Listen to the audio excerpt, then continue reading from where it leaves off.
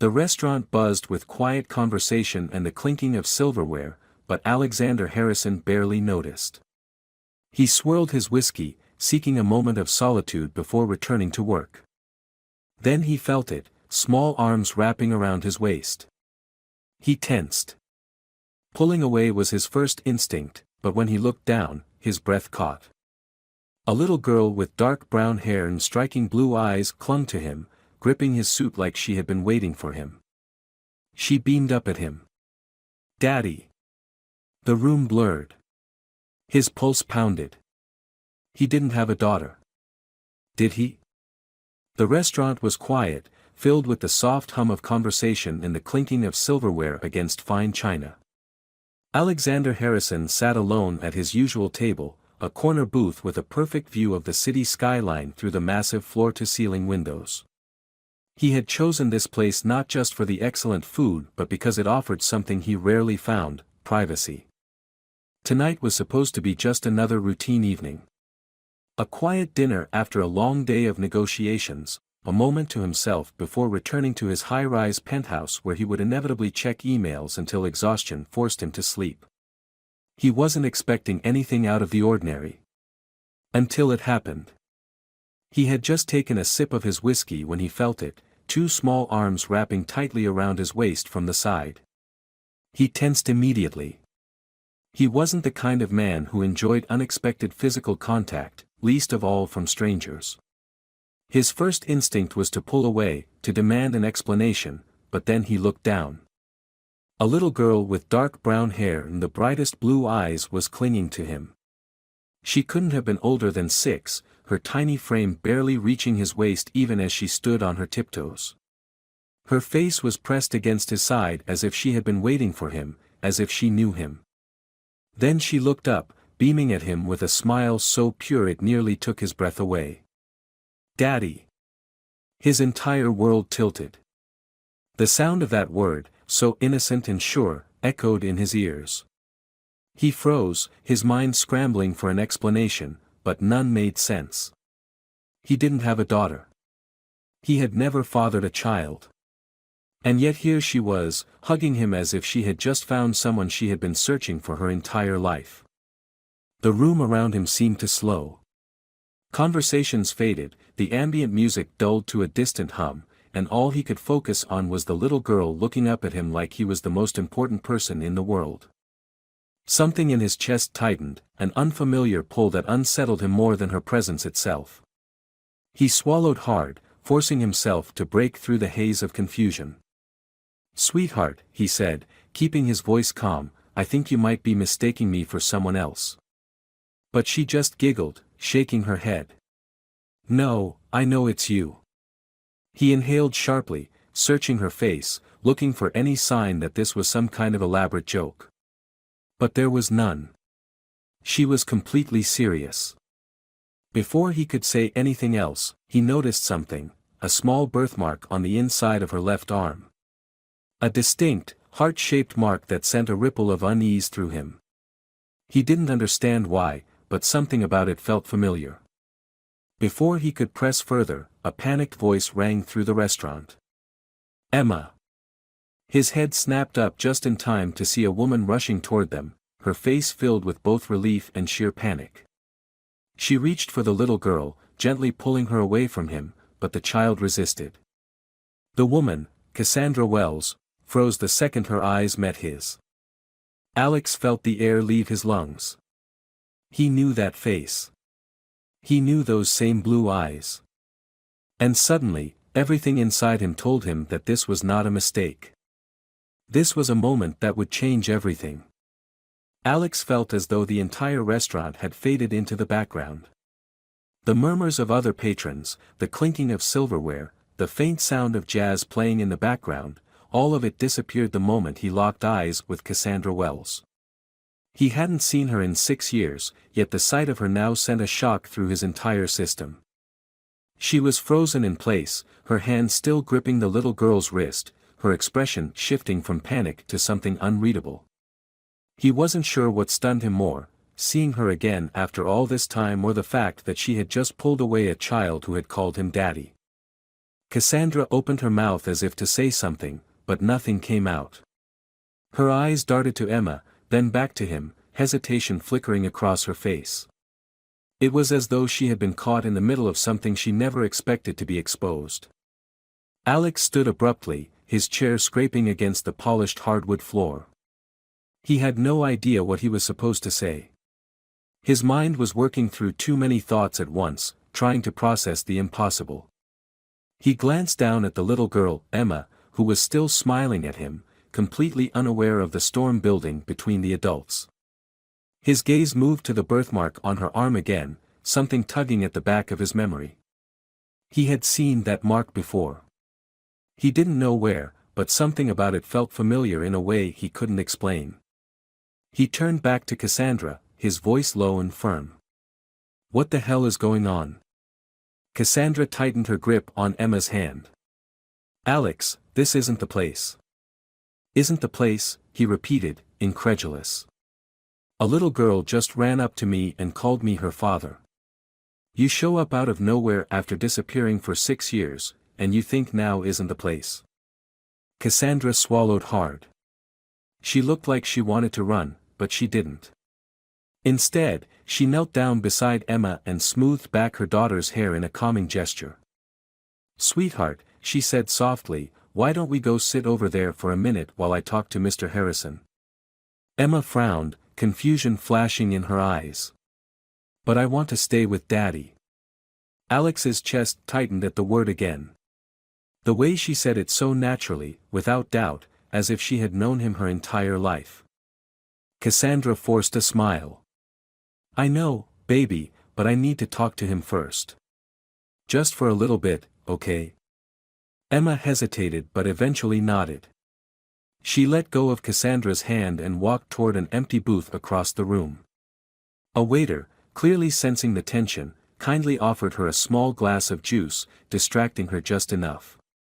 As soon as Emma was out of earshot, Alex turned back to Cassandra, his voice sharp.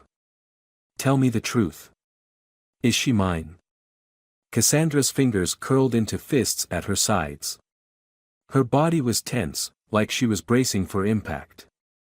"Alex, please," she whispered. He shook his head. "No. No more avoiding it. No more excuses. No more running away. Just tell me the truth." Her eyes glistened under the warm restaurant lighting.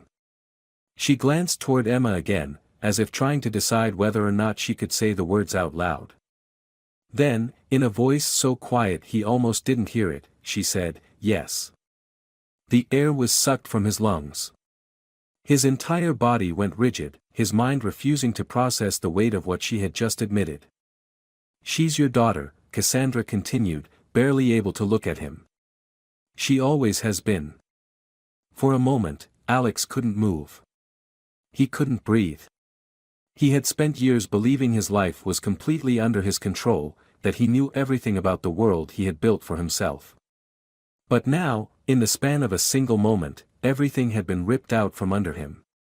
"How could you not tell me?" he asked, his voice quieter now, laced with something dangerously close to pain. Cassandra exhaled shakily. "Because I was scared, Alex. Because you were so focused on your company, on your success, on making sure you were at the top. I convinced myself that if I told you, it wouldn't change anything. That you wouldn't want this. That you wouldn't want her." His jaw clenched. "You didn't even give me the chance to prove you wrong." Cassandra finally met his gaze fully, her own filled with regret. "I know." Alex raked a hand through his hair, trying to process everything. He had a daughter. A little girl who had gone 6 years without knowing him, without him knowing her. And it wasn't because of some tragic circumstance or fate, it was because the one woman he had once trusted had made a decision for him. He glanced toward Emma again. She was swinging her feet as she sipped from her juice, completely oblivious to the war raging inside of him. When he looked back at Cassandra, his expression had hardened. "This isn't over. You don't just get to decide when I do or don't exist in her life." Cassandra nodded, looking down. "I know. His fingers curled into fists at his sides as he forced himself to breathe. I want to see her again. Cassandra hesitated, but then, after a long moment, she nodded. Okay. Alex wasn't sure if he was more relieved or angry. But one thing was certain. His life had just changed forever, and there was no going back. The next morning, Alex sat in his office, staring out the floor-to-ceiling windows that overlooked the city skyline. Normally, this view gave him a sense of accomplishment, a reminder of everything he had built from the ground up.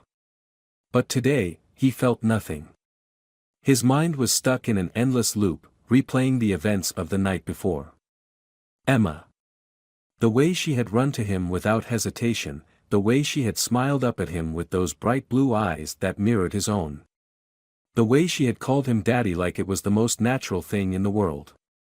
And then there was Cassandra.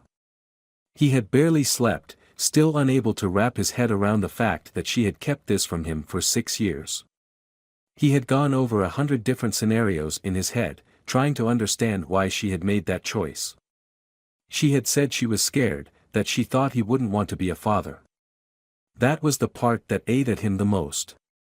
Had he really been so focused on his career that she had believed he wouldn't have cared? Had he made her feel like she and their daughter would have been a burden? A sharp knock at the door pulled him from his thoughts.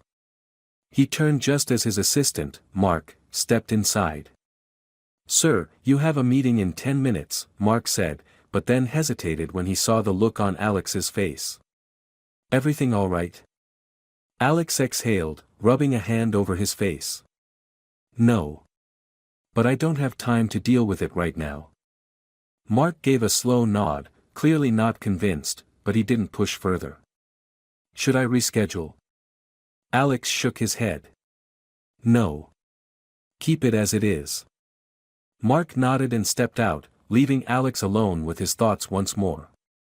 He wasn't sure how he was supposed to focus on work today, not when everything in his life had just been turned upside down. His phone vibrated on the desk. He glanced at the screen, his pulse kicking up slightly when he saw the message. Cassandra, Emma asked about you this morning. I told her she'll see you today. Can you meet us at the park at 3? Alex didn't hesitate before typing out his response. Alex, I'll be there. It wasn't a question. It wasn't something up for debate. He had missed 6 years of his daughter's life. He wasn't about to miss another second. By the time 3 p.m. rolled around, he was already at the park, standing near the entrance, scanning the area for any sign of them. He wasn't sure why he felt so anxious. He had closed billion-dollar deals without breaking a sweat, had handled some of the toughest negotiations in the industry, yet the idea of seeing his daughter again made his hands clench at his sides. Then he saw them. Cassandra was walking toward him, holding Emma's hand. The little girl was skipping beside her, completely oblivious to the tension between the adults. The moment her eyes landed on him, she beamed, letting go of Cassandra's hand and running straight to him. You came, she said, throwing her arms around his waist just like she had the night before. Something in his chest tightened, a warmth spreading through him that he hadn't felt before. He rested a hand on her back, still unsure how to navigate this, but knowing that pulling away was the last thing he wanted to do. Of course I came, he said, his voice quieter than usual. Emma leaned back, looking up at him with excitement. Mommy said we could get ice cream after the park. Can you come too? Alex glanced at Cassandra, who had finally caught up, her expression unreadable. She gave a small nod, though there was hesitation in her eyes. If you want to, she said carefully. Alex didn't hesitate. Yeah, I want to. Emma cheered, grabbing his hand and pulling him toward the playground. Come push me on the swings. He let her lead him, barely noticing the way Cassandra watched them. For the first time in his life, he wasn't thinking about work, meetings, or the weight of his responsibilities. For the first time, he was just thinking about being a father. The sun hung low in the sky as the golden hues of late afternoon bathed the park in warm light. Laughter echoed from the playground as children ran across the grass, their joy filling the crisp autumn air. Alex stood behind Emma at the swings, his hands gently pushing her forward as she squealed with excitement. He had never done this before, had never stood in a park on a weekday afternoon, had never thought about playgrounds, swings, or how high a 6-year-old liked to be pushed. But now, nothing else mattered. Higher. Emma called, her voice bubbling with laughter as she kicked her legs. Alex smirked, giving her another push but keeping it controlled. He wasn't sure how high was too high, and the last thing he wanted was for her to get hurt.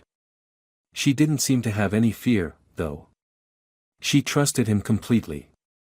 The thought made his chest tighten. He glanced over at Cassandra, who was sitting on a bench a few feet away, watching them with an unreadable expression. She hadn't said much since they had arrived, letting Emma take the lead. He knew she was still wary, still unsure of how all of this would play out. But he also knew she wouldn't have let him be here if she didn't believe, on some level, that he deserved this chance. Emma swung back toward him, her head tilting as she grinned. "Are you having fun, Daddy?" The word still sent a jolt through him. He hadn't earned it. Not yet. But she said it so easily, like it was the most natural thing in the world. He nodded, his voice quieter than usual. "Yeah, I am." Emma beamed before suddenly dragging her feet to slow herself down. "Okay, now it's your turn." Alex blinked. "My turn?" Emma hopped off the swing, nodding eagerly. "Yeah. You sit, and I'll push you." He glanced at Cassandra, who was now biting her lip to keep from smiling. He sighed, shaking his head. "I don't think I'll fit." Emma crossed her arms, tilting her head in exaggerated determination. "You will if you try." Alex let out a soft chuckle. All right. He sat down, the swing creaking slightly under his weight. His legs were too long, his knees bent awkwardly, and he felt ridiculous. But Emma giggled as she put both hands on his back and gave him the tiniest push. "There," she said proudly. "I pushed you." Alex barely moved, but he grinned. "Wow, strong push." Emma giggled again before stepping back. "Okay, now let's go get ice cream." She didn't wait for a response before grabbing his hand and pulling him toward Cassandra. Alex followed without resistance, feeling the small warmth of her hand in his. It was the first time in his life that someone had held his hand without an agenda, without expectation. Just pure, innocent trust. Cassandra stood as they reached her. "Ice cream, huh?" Emma nodded enthusiastically. "Daddy said yes." Alex raised an eyebrow at Cassandra, daring her to argue. She sighed but didn't fight it. "All right. But only one scoop." Emma cheered, dragging both of them toward the exit. As they walked side by side, Alex felt the weight of the last 6 years pressing on him. He had spent so long building his empire, chasing success, believing that control over his life was the most important thing. But now, with Emma's small hand in his and Cassandra glancing at him from the corner of her eye, he realized that he had been wrong. For the first time in years, he didn't care about meetings, deadlines, or the next big deal. For the first time, he was just a man walking with his daughter, heading to get ice cream, and he wouldn't have traded it for anything in the world. The ice cream shop was small, tucked into the corner of a quiet street, its warm yellow lights spilling onto the sidewalk as the sun continued its slow descent. The scent of freshly made waffle cones filled the air, mixing with the sweetness of chocolate, vanilla, and fruit-flavored syrups. It wasn't the kind of place Alex had ever thought he would find himself in on a random weekday afternoon, yet here he was, standing in line with his 6-year-old daughter, watching her bounce excitedly on her toes as she tried to decide between strawberry and cookies and cream. Emma turned to him, her blue eyes wide with indecision. "Daddy, which one is better?" Alex glanced at the menu, realizing he had never actually thought about it before. He had never been the type to indulge in small pleasures like ice cream. His life had always been about efficiency, about necessity. He ordered what was quickest, what required the least thought. But now, faced with the innocent expectation in Emma's gaze, he realized he had no idea how to answer. "I think you should get what makes you happiest," he finally said. Emma pursed her lips in concentration before nodding decisively. "Strawberry. It's Mommy's favorite too." Alex glanced at Cassandra, who stood beside them with her arms crossed, watching the exchange quietly. He could see the slight surprise in her expression, as if she hadn't expected Emma to connect the two of them so easily. Maybe she had spent so long keeping him separate from their lives that she hadn't considered how naturally Emma would want to include him. "Good choice," Alex said as he stepped up to the counter. "One strawberry for the lady, Anne." He hesitated before adding, "Make it two." Cassandra's eyebrows lifted slightly. "You don't eat ice cream." Alex smirked. "Apparently, I do now." Emma grinned as she reached for her cone, happily licking at the pink scoop as they stepped outside. A few benches lined the sidewalk, and she quickly climbed onto one, swinging her legs as she enjoyed her treat. Alex sat beside her, watching as she made a mess of her hands but didn't seem to care. Cassandra sat down across from them, her own cone melting slightly as she studied him. "You don't have to force yourself into things just because of her." Alex met her gaze, his voice steady. "I'm not forcing anything. I'm just realizing how much I've missed." Cassandra looked down at her ice cream, her fingers tracing the edge of the cone. "I never wanted to take this away from you." Alex exhaled slowly, setting his own cone down on a napkin. "Then why did you?" She was quiet for a long moment, her gaze flickering toward Emma, who was still completely unaware of the tension between them. When she finally spoke, her voice was softer than before. "I was scared. When I found out I was pregnant, you were already so deep into your career, into building your company. You barely had time for anything else. I told myself that if I told you, you would feel obligated, but not invested. I didn't want Emma to grow up feeling like she was just another responsibility to you." Alex ran a hand over his jaw, frustration bubbling beneath his calm exterior. "You decided that for me." Cassandra looked up, her eyes filled with regret. "I did. And maybe I was wrong. But at the time, I thought I was doing the right thing." Alex glanced at Emma, watching the way she hummed happily as she focused on her ice cream. He had missed so much, her first steps, her first words, all the tiny moments that made up a childhood. And yet, she had accepted him so easily, without question, without hesitation. "You don't get to make that decision again," he said quietly, turning back to Cassandra. "I'm here now. And I'm not going anywhere." Cassandra held his gaze for a long moment before finally nodding. "I know." It wasn't an apology, but it was something. Emma suddenly looked up, her lips and fingers sticky with melted ice cream. "Daddy, next time can we get sprinkles too?" Alex felt his chest tighten at the way she said next time, as if she had already decided that this was something permanent, something she didn't have to worry about losing. He smiled, reaching for a napkin to wipe the mess from her face. "Yeah, sweetheart. Next time, we'll get all the sprinkles you want." The drive back to Cassandra's apartment was quiet, the soft hum of the engine the only sound between them.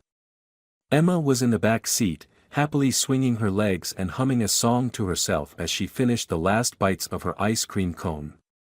Alex glanced at her through the rearview mirror, watching as she licked the last bit of melted strawberry from her fingers, completely content. He still couldn't believe how easily she had accepted him. There was no hesitation in her affection, no doubts in her mind about whether or not he belonged in her life. She had called him daddy without a second thought, as if she had been waiting for him all along. The weight of that realization sat heavy on his chest. Cassandra sat beside him, her hands resting in her lap as she stared out the window. She hadn't said much since they left the ice cream shop, and he could feel the tension radiating off her. She was still processing everything, still deciding how much she was willing to let him in. He understood that, but he wasn't going to let her shut him out again. When they pulled up to the apartment building, Emma unbuckled her seatbelt and immediately reached for the door handle. Before she could hop out, Alex turned to her. "Hey, kiddo, slow down. Let me help you." Emma giggled. "I can do it." Alex smirked, shaking his head as he stepped out and walked around to her side. He opened the door just as she jumped down onto the sidewalk, landing with a little bounce before grabbing his hand without hesitation. His heart clenched at the simple gesture, at the way she trusted him so fully. Cassandra walked ahead, unlocking the front door and pushing it open. Emma pulled Alex inside with her, her energy never seeming to fade as she skipped toward the living room. "Mommy, can I watch cartoons?" Cassandra sighed, setting her purse on the counter. "Just for a little while. Go wash your hands first." Emma groaned dramatically but obeyed, disappearing down the hall. The apartment was small but cozy, filled with the little details of a life Alex had never been a part of.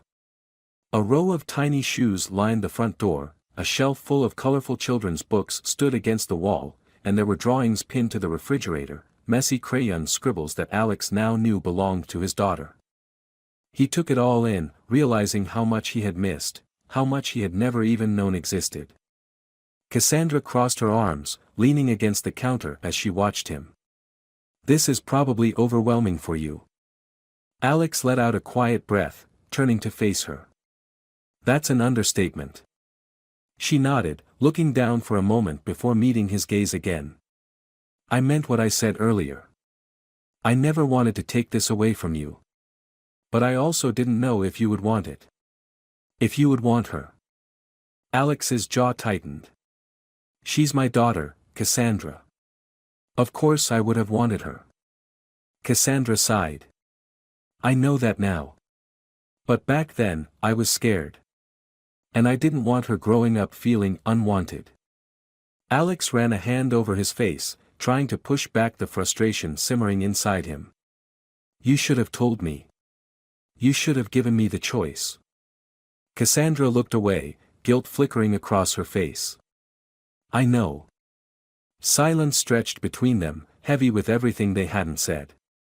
Alex wanted to be angry, wanted to hold on to the resentment he had every right to feel, but then he thought about Emma. He thought about the way she had hugged him without hesitation, the way she had smiled at him like he had always been meant to be there. "This can't be about the past anymore," he finally said, his voice softer now. "It has to be about what happens next." Cassandra studied him for a long moment before nodding slowly. "You're right."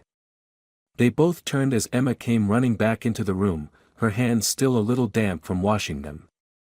She grabbed Alex's hand again, looking up at him with an excited grin. "Wanna watch cartoons with me?" Alex felt his chest tighten, the warmth of her small fingers wrapping around his own anchoring him in a way he hadn't expected. He looked back at Cassandra, who was watching them carefully, her expression unreadable. Then he turned to Emma and smiled. "Yeah, kiddo. I'd love to." As she pulled him toward the couch, he realized something. For the first time in his life, he wasn't thinking about work, deadlines, or business deals. He wasn't thinking about what he had lost or what he had missed.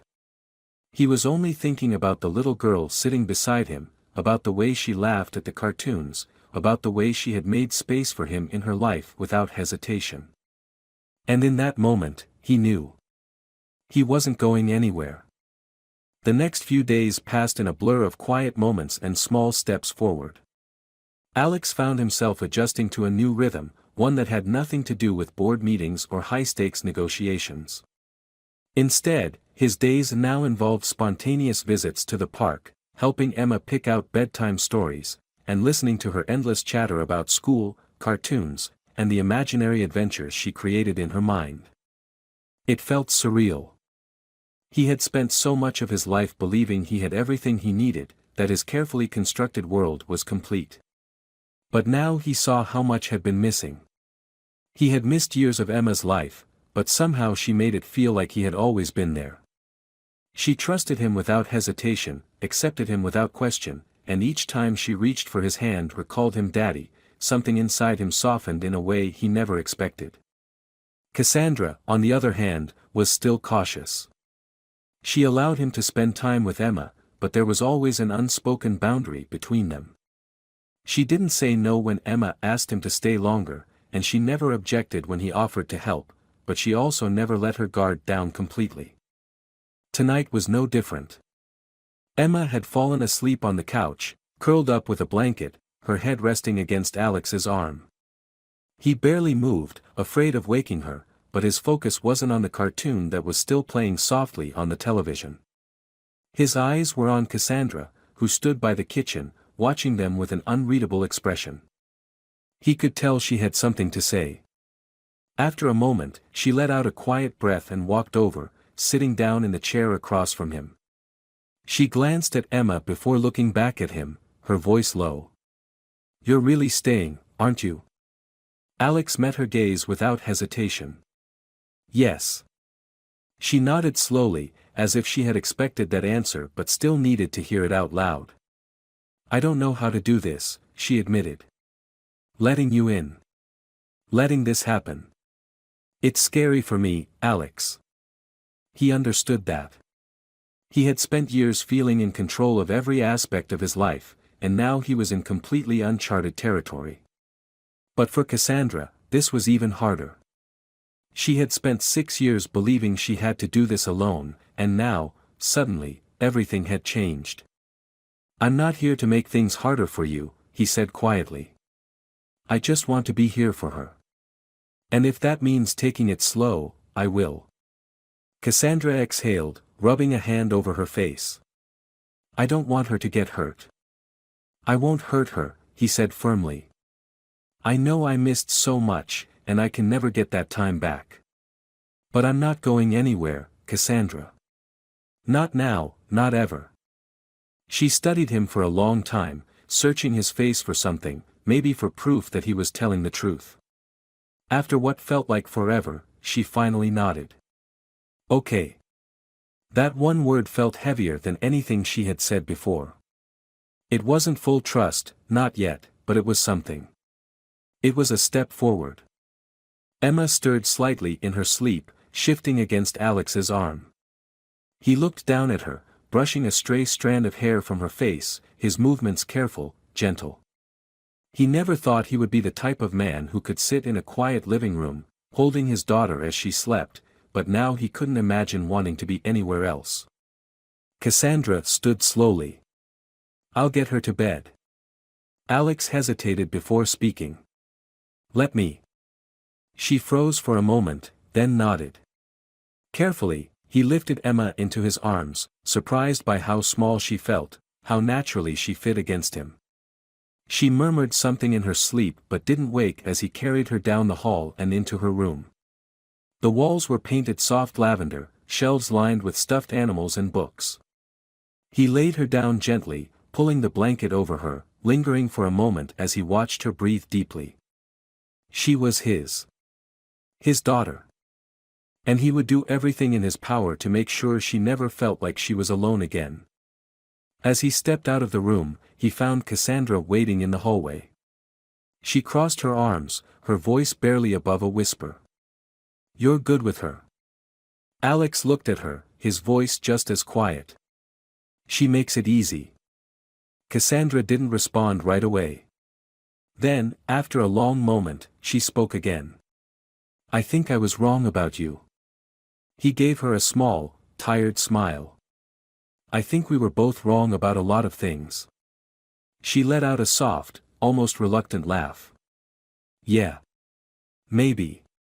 Neither of them said anything else, but something between them shifted in that moment. It wasn't forgiveness, and it wasn't a resolution, but it was something new. A possibility.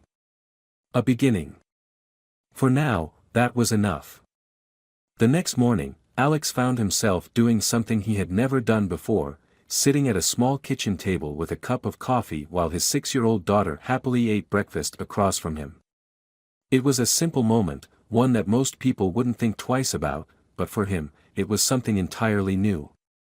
He had spent years waking up in a penthouse, drinking coffee alone while reading through business reports.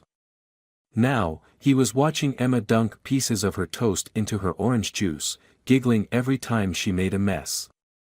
Cassandra moved around the kitchen, making herself a cup of tea, her movements slower than usual. She had been quiet since last night, since she had admitted that maybe she had been wrong about him. He knew it wasn't easy for her to say, and he also knew that trust wouldn't come overnight. But it was a step forward, and for now, that was enough. Emma kicked her legs under the table and grinned up at him. "Can we go to the park again today?" Alex smirked, sipping his coffee. "You trying to make me a full-time swing pusher?" Emma giggled. "Yes." Cassandra let out a soft laugh as she sat down with her tea. "We can go after lunch." Emma clapped her hands, satisfied with that answer. Then, suddenly, she turned to Alex with wide, excited eyes. "Can we go to your house too?" The question caught him off guard. He hesitated, glancing at Cassandra, who stiffened slightly but didn't say anything. He turned back to Emma, choosing his words carefully. "Would you want to?" Emma nodded enthusiastically. "Yeah. I want to see where you live." Alex exhaled slowly. He hadn't thought about how this transition would work, how Emma would fit into his life outside of these moments. His penthouse was nothing like this apartment. It was sleek, modern, and impersonal, designed for efficiency rather than comfort. It had never felt like a home, and now, as he imagined Emma running through the spacious, empty rooms, he realized just how cold it would seem to her. He looked at Cassandra again, waiting for her reaction. She took a slow sip of her tea before finally speaking. "Not today," she said gently. "But soon." Emma pouted slightly but nodded. "Okay." Alex could tell that Cassandra was still figuring this out, still deciding how much she was ready to let him in. He understood that. He had missed 6 years, and no matter how much he wanted to make up for lost time, it had to be on Emma's terms. And, whether he liked it or not, on Cassandra's too. The rest of the morning passed in easy conversation. Emma talked about school, about her favorite cartoons, about how she wanted to be an astronaut one day but also a ballerina and maybe a scientist too. Alex listened to every word, committing every detail to memory. He had spent so many years thinking that success was measured by deals closed and profits earned, but now he was realizing that it was in moments like this. Sitting at a kitchen table, listening to his daughter dream about the future. When it was time to leave for the park, Emma reached for both of their hands, holding onto them as they walked out the door. Alex glanced at Cassandra, who looked surprised but didn't pull away. They walked down the street like that, the three of them together, something unspoken settling between them. At the park, Emma ran ahead to the swings, already calling for Alex to push her. He laughed, shaking his head as he followed her. Cassandra sat on a bench nearby, watching them with a look that was softer than before. After a while, Emma ran off to play with a few other children, leaving Alex and Cassandra sitting in the shade. She crossed her arms, her gaze still on their daughter. "She really loves you," she said quietly. Alex exhaled, running a hand through his hair. "I don't know how I got so lucky." Cassandra finally looked at him. "You didn't get lucky, Alex. You showed up." He met her gaze, something shifting between them again. This time, it wasn't just about Emma. It was about them, about the past, about the possibility of something neither of them had expected. She took a deep breath before speaking again. "I don't know what this looks like, what it means for the future. But I do know that Emma is happier with you in her life. And if I'm being honest, I think I am too." Alex wasn't sure what to say to that. He wasn't sure if she was ready for anything more, if they could ever be what they once were. But he also knew that, for the first time, she wasn't pushing him away. Instead of answering, he looked back at Emma, watching as she ran through the grass, her laughter filling the air. Whatever happened next, whatever the future held, he knew one thing for certain. He wasn't going anywhere. This story isn't just about a millionaire CEO discovering he has a daughter, it's about transformation, redemption, and the unexpected ways life forces us to face what truly matters. Alex starts as a man who believes he has control over everything, a man whose life revolves around power and success. But when Emma enters his world, everything he thought he knew about himself unravels. The beauty of this story lies in its subtlety. It's not a grand, dramatic redemption arc where Alex suddenly becomes the perfect father overnight. Instead, it's a journey filled with quiet moments, pushing his daughter on the swings, learning how she takes her ice cream, understanding that love isn't about what he can provide but about being present. Cassandra's role is just as crucial. She isn't just the woman who kept a secret, she's a mother who made a choice she thought was best. Her hesitation, her fears, and her slow acceptance of Alex's presence feel real. She doesn't forgive him instantly, nor does she immediately fall back into the past.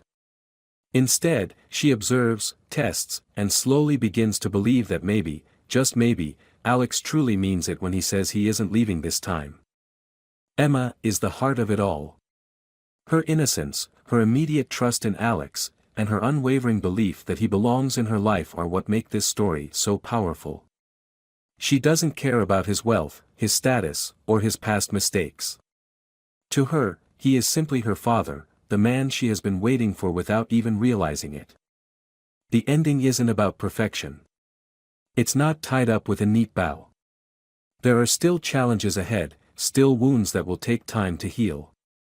But there's hope. Hope that a man who once measured his worth in success has found something far more valuable. Hope that a woman who once feared letting him in has found the courage to try. Hope that a little girl who called him daddy without hesitation will never again have to wonder if he'll come back. And that hope is what makes this story truly complete. Hey, what's this fabric? One of the women rudely tugged at her sleeve, drawing laughter from the others. They exchanged smug glances, their contempt unmistakable. The black woman silently endured their touches and biting remarks. She calmly adjusted her clothes and walked away without saying a word. But a few hours later, that same woman walked into their office. Who do you think she was? Share your thoughts in the comments, and don't forget to subscribe to the channel to find out what happened next. The morning sunlight stretched across the quiet suburban street, glinting off parked cars and warming the cold cement beneath the feet of three women. They stood huddled near the entrance of a coffee shop, their voices a mix of casual gossip and knowing laughter. Dressed in their neatly tailored blouses and pencil skirts, they exuded an air of confidence that bordered on arrogance. "Did you hear about Linda's disaster with the new intern?" One of them chuckled, balancing her latte precariously as she gestured animatedly. The women were so immersed in their exchange that they almost missed the figure approaching on the sidewalk, a tall black woman, dressed impeccably in a cream-colored coat that fit her like a second skin. Her poise was striking, she walked with a purpose that seemed to draw attention effortlessly. "Who's that?" whispered one of the women, nudging her friend. The group turned their heads almost in unison, their conversation halting as their gazes scanned the woman from head to toe. Their initial curiosity quickly twisted into something else, judgment. The group's laughter echoed down the otherwise peaceful street, each giggle sharper than the last. They stood in a loose semicircle, their coffee cups acting as props in their unspoken theater of ridicule. The black woman's calm presence seemed to amplify their need to provoke her, as if her silence was a challenge they were determined to overcome. "She's ignoring us," one of the women muttered, her tone tinged with annoyance. "Maybe she thinks she's too good to talk to us," replied another, her voice dripping with condescension. It was then that the blonde woman, who always seemed to take the lead in their games, smirked and took a step forward. "Let's see what she's made of," literally. With a quick motion, she reached out and grabbed the sleeve of the woman's coat. "Hey, what's this material?" she asked loudly, her fingers rubbing the fabric with exaggerated scrutiny. "Polyester." feels cheap. The act was so brazen, so invasive, that for a moment, even her friends paused, their laughter caught in their throats. But the hesitation lasted only a second before it transformed into another wave of giggles. The audacity of the action seemed to embolden them. The black woman stopped mid-step, her body going rigid as she turned slightly to face them. Her eyes, calm but piercing, locked onto the blonde's hand still clutching her sleeve.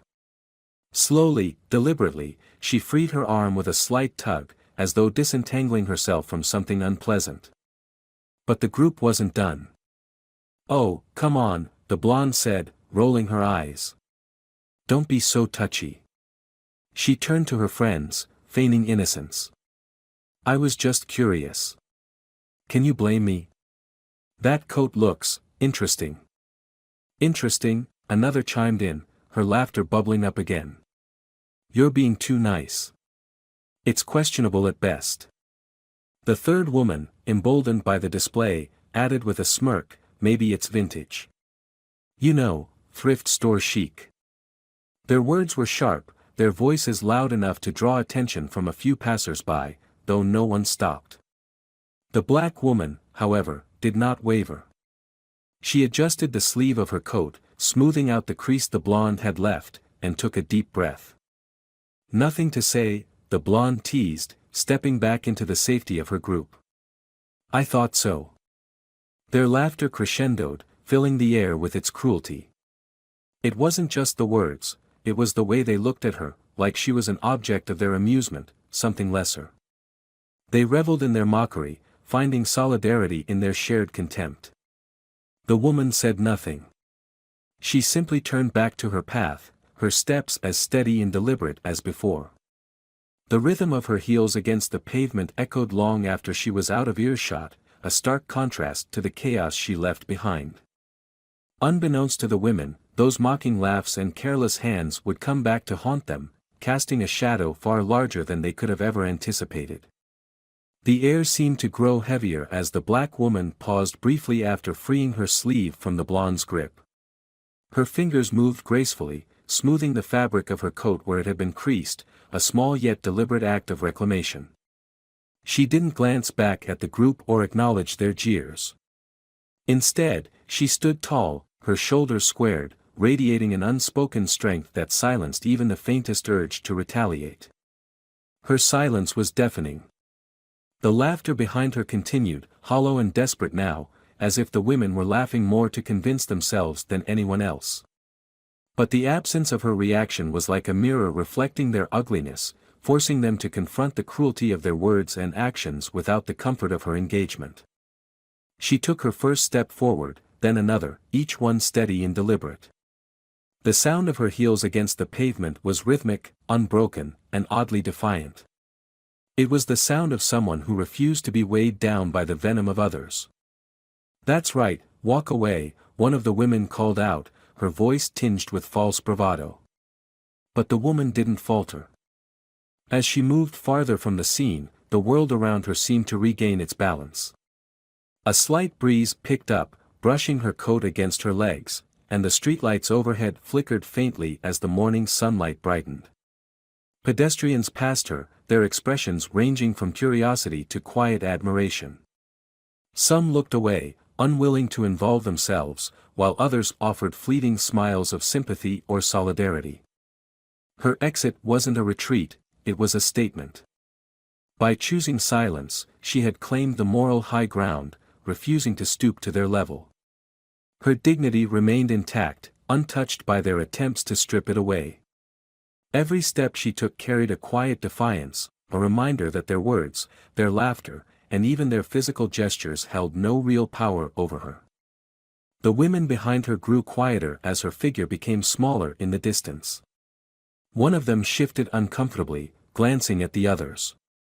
"She's just trying to make us feel bad," someone muttered, but the words lacked conviction.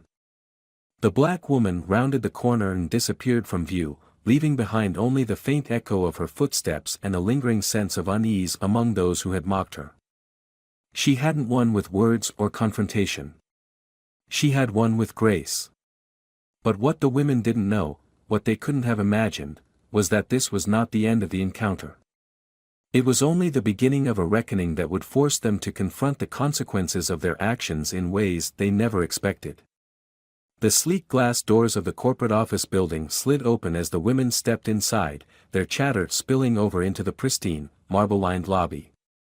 The morning's events on the street had already faded into the background of their minds, reduced to just another shared joke in their long history of trivial gossip and thoughtless mockery. One of them adjusted her blazer, glancing at her reflection in the chrome elevator doors. "Can you believe her?" she said, a smirk tugging at the corner of her mouth. "Honestly," chimed in another, tossing her hair over her shoulder as they waited for the elevator. "Some people just don't know their place." The third woman stifled a laugh, pulling her phone out to check her messages. Well, wherever she was going, it sure wasn't here. Can't imagine someone like her fitting in. The elevator dinged softly, and they filed in, their laughter subsiding into murmurs as other employees joined them. The air of superiority they carried, however, remained palpable. By the time they reached their floor, the women had fully transitioned back into their professional personas. The bright, open office buzzed with the familiar hum of phones ringing, keyboards clacking, and the occasional low murmur of conversation. It was a stark contrast to the chaotic energy of their earlier encounter on the street. As they settled into their desks, the blonde, the leader of their trio, poured herself a cup of coffee, her perfectly manicured nails tapping against the mug. "Let's get this over with," she muttered, pulling out a stack of reports that required her attention. The others nodded, diving into their own tasks. The air around them was casual, almost carefree, as if nothing unusual had occurred that morning. The street incident was now just a fleeting memory, one they didn't consider important enough to revisit. A colleague passing by paused to greet them. "Busy morning?" he asked, his tone light. "Same as always," the blonde replied, flashing a polished smile. They were confident, smug even, that their actions had no bearing on their day. After all, who would care about what happened outside? Who would even notice? The hours ticked by, punctuated by phone calls, emails, and the clinking of coffee cups. Occasionally, one of them would glance at the clock, counting down the hours until lunch. For them, it was just another typical workday. But beneath the surface of their calm routine, a storm was quietly brewing. Though they didn't know it yet, their arrogance, their laughter, and their mocking words would follow them far beyond the sidewalk. The woman they had dismissed as insignificant had already stepped into their world in a way they couldn't have imagined. In the quiet hum of their office, oblivious to what was coming, the women continued their day, confident that they had control over their narrative. But the truth, as they were about to discover, had a way of revealing itself, especially when least expected. The rhythm of the office hummed with its usual efficiency, phones ringing, fingers tapping on keyboards, muted conversations over shared spreadsheets. The three women sat at their desks, immersed in their tasks. The earlier events of the morning were already buried under an avalanche of work, filed away in their minds as nothing more than an amusing anecdote. The blonde leaned back in her chair, stretching as she glanced at the clock. "Can't believe it's not lunch yet," she muttered, her voice carrying the familiar edge of impatience. And then it happened. The sound of heels clicking against the polished floor echoed through the open-plan office. It wasn't the hurried, scattered rhythm of someone running late or the soft tap of someone trying to blend in.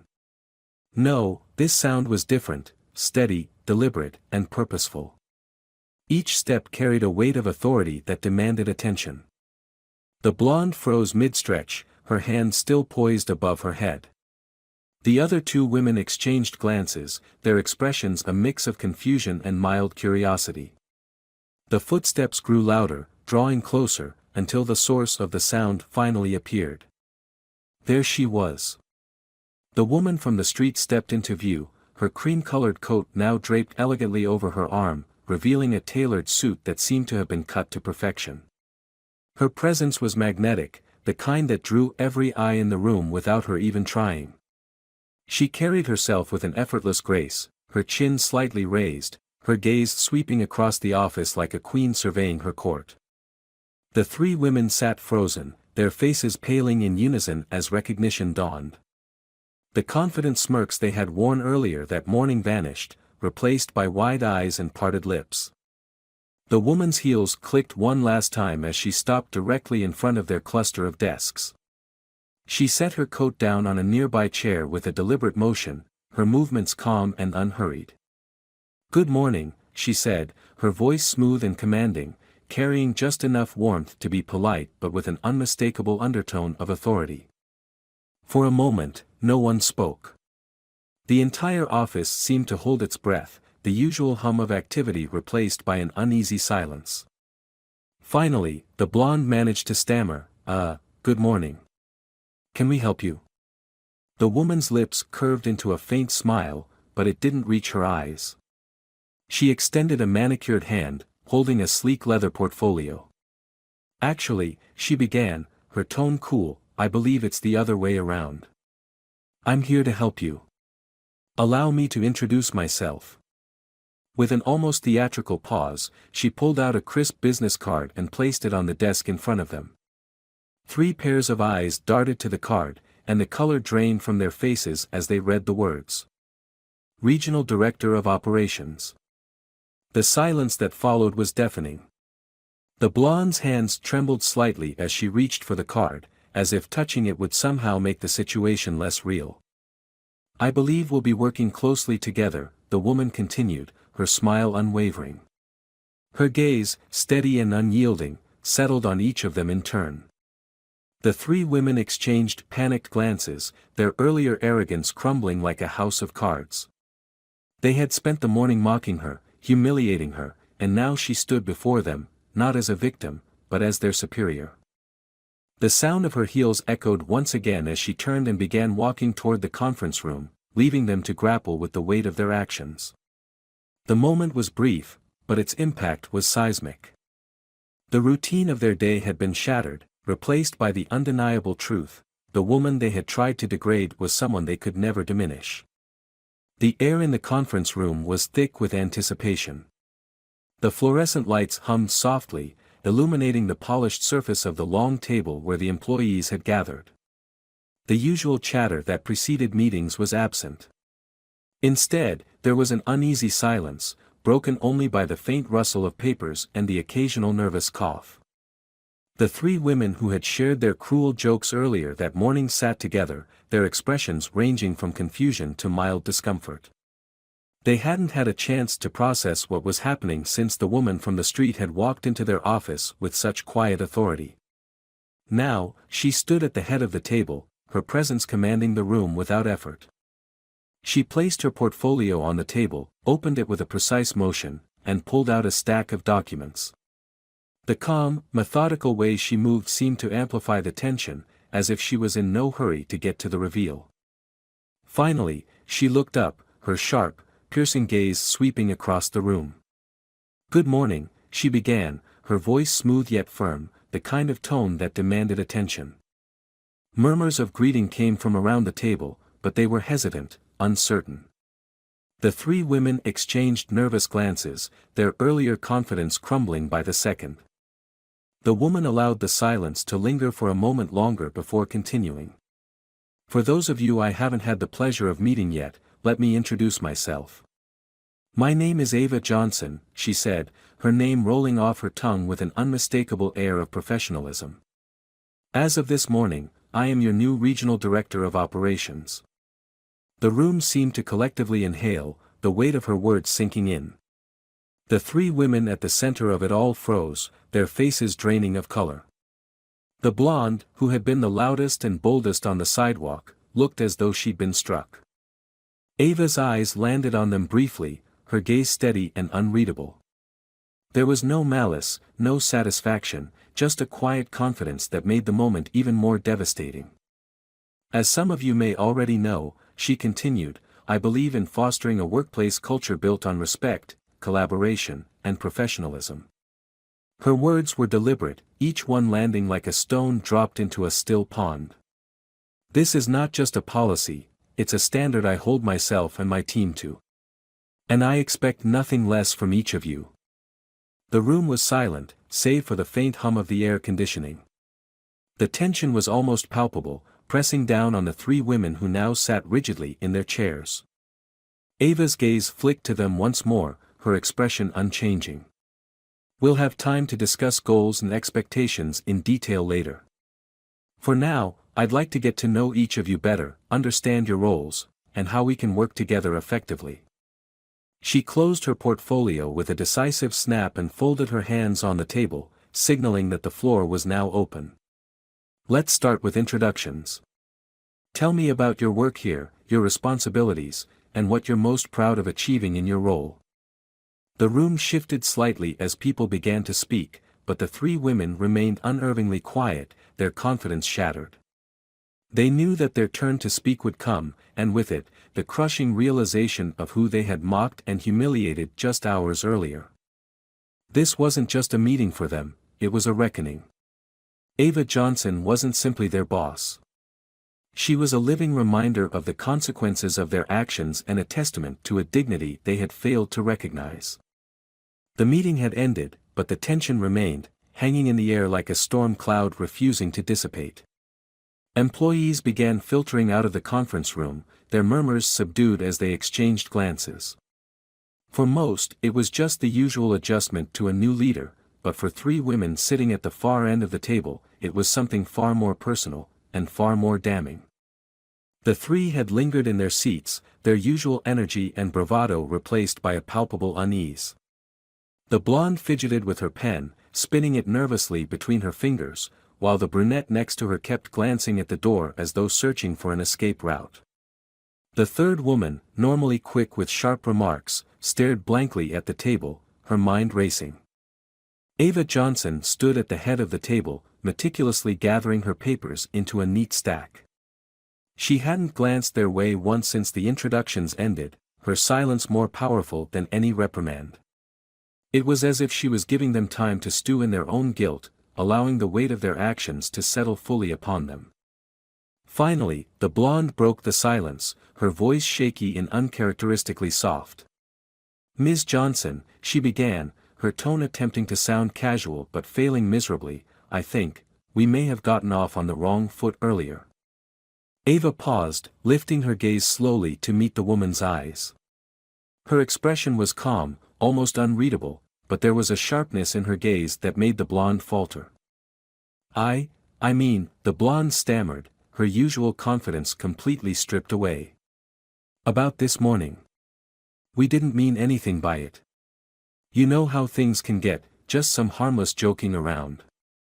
The brunette chimed in hastily, nodding. "Yes, exactly. It wasn't personal. We were just, well, we didn't realize." "You didn't realize what?" Ava interrupted, her tone cool and measured, yet carrying an unmistakable edge.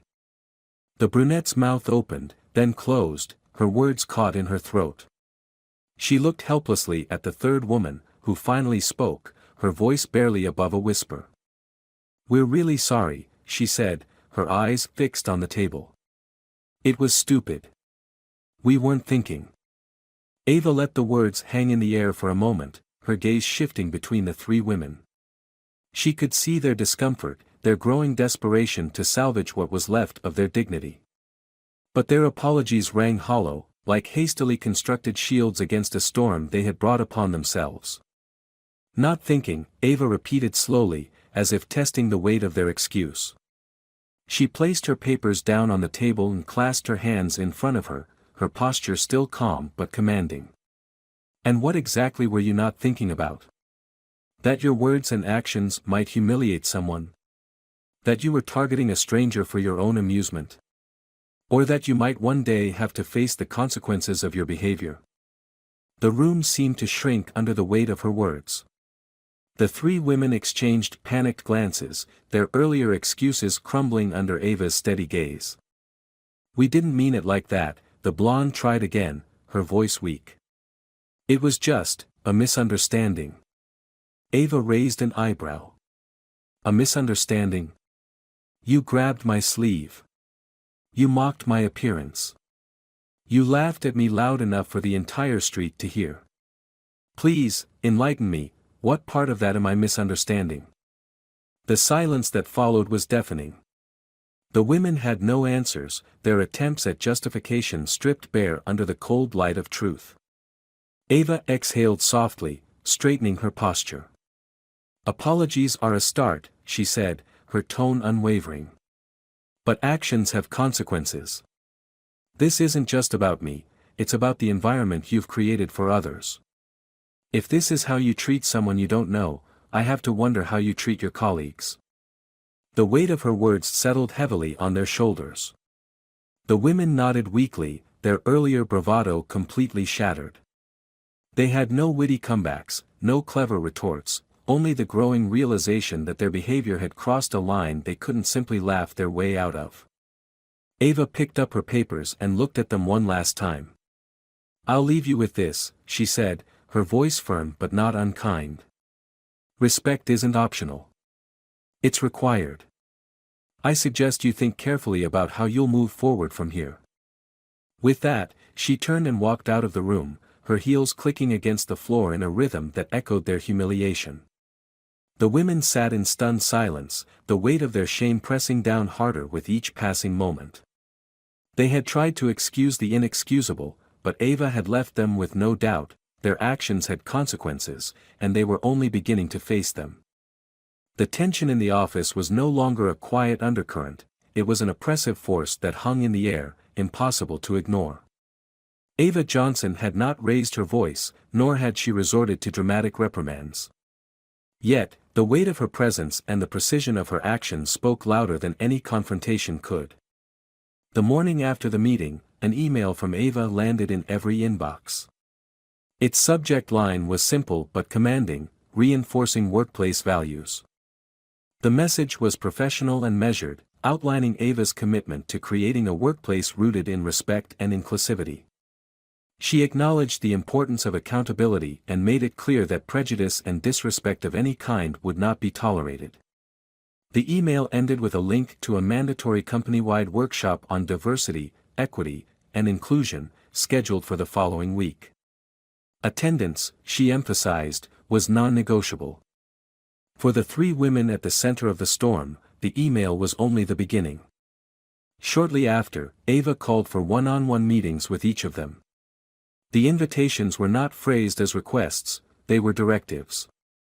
When the time came, the women entered her office one by one, their confidence replaced by nervous energy. The first to meet with Ava was the blonde, who had led the mockery on the street. She sat stiffly across from Ava's desk, her hands folded tightly in her lap.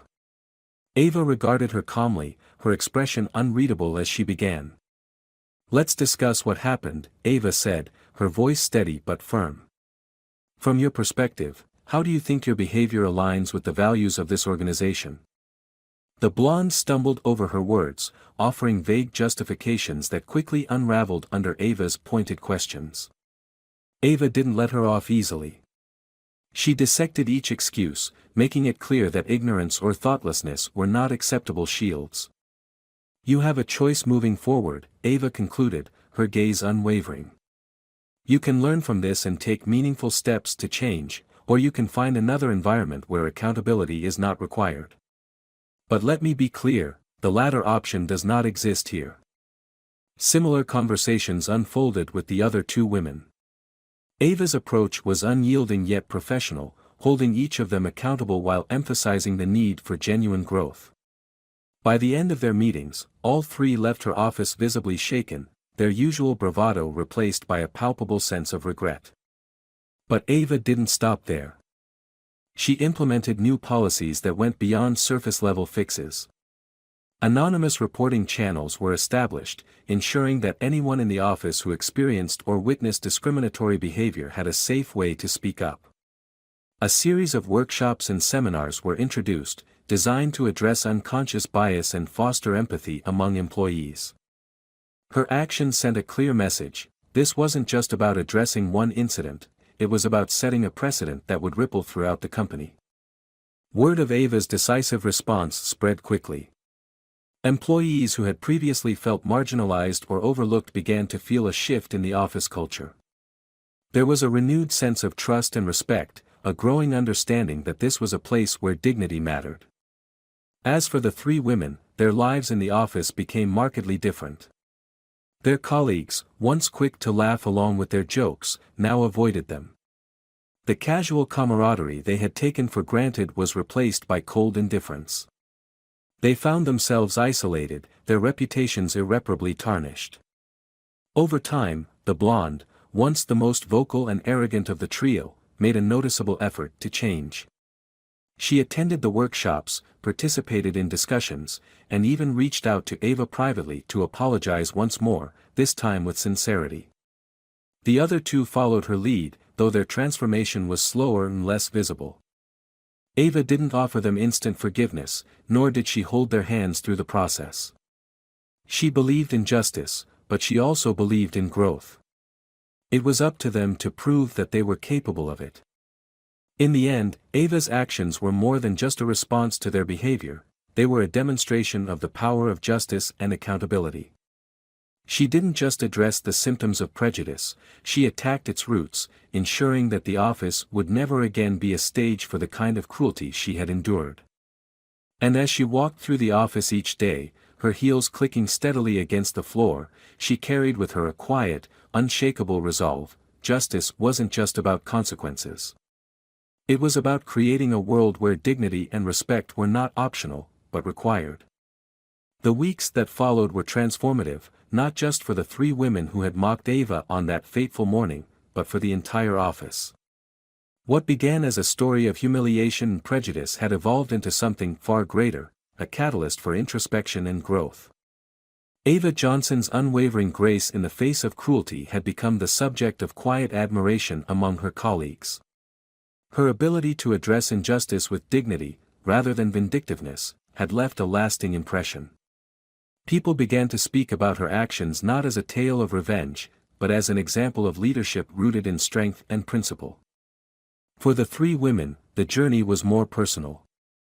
Their initial shame and isolation were overwhelming, but it forced them to confront uncomfortable truths about themselves.